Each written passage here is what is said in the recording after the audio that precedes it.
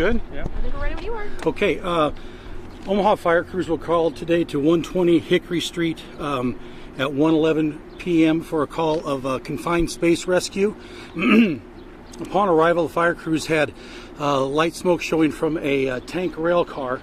Upon interviewing people on scene, they said that they had heard an explosion from the rail car, and one person was lying on the ground when crews arrived. Excuse me.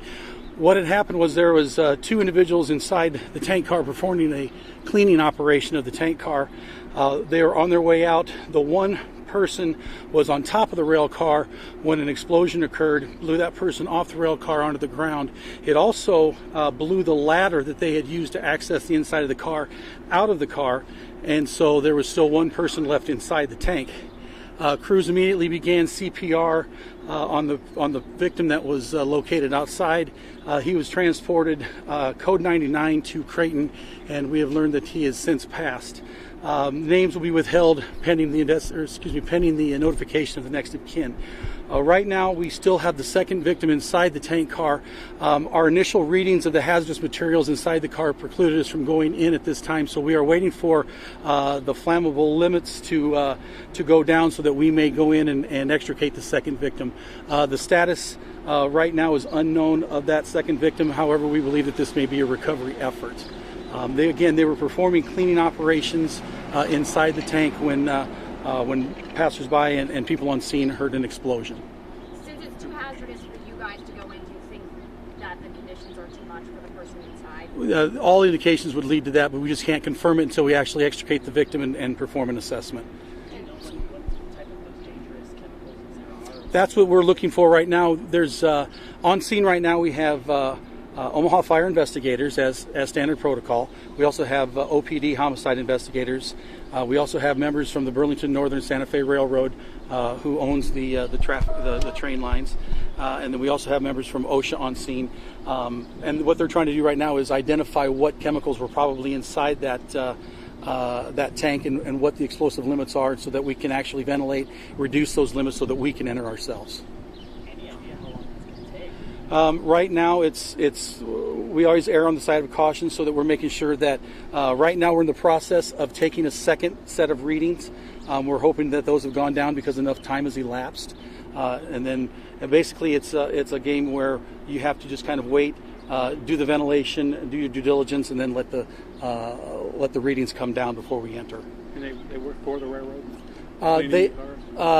They worked for a cleaning company that was hired to clean the cars. Correct. Some type of chemical reaction, or what was the explosion? That's what we're working on, and that's what we'll release later once the investigators do their investigation and determine what possibly could have caused the explosion.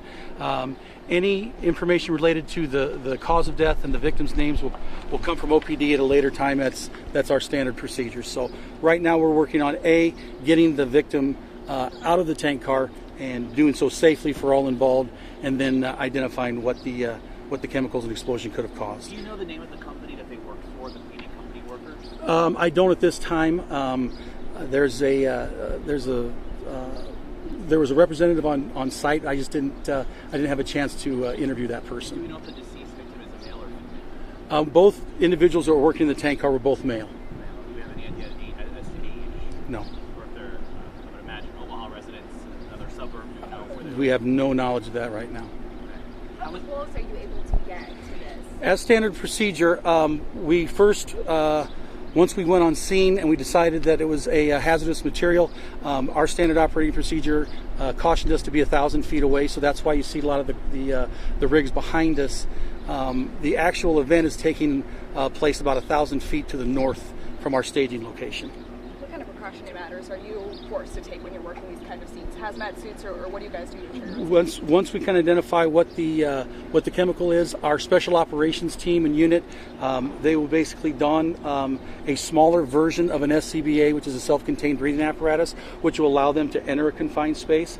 If it's a situation where the hazardous materials call for a self-encapsulated suit, then we would don those as well. Right now, that's not the case, and that's why we've also asked the experts from the railroad and from OSHA to help identify what those chemicals can be. So we do have the necessary training and the necessary equipment to enter those type of structures, and that's what we're attempting to do. So we just have to wait until the limits have reduced to allow us to enter. How many guys do you have at your work event?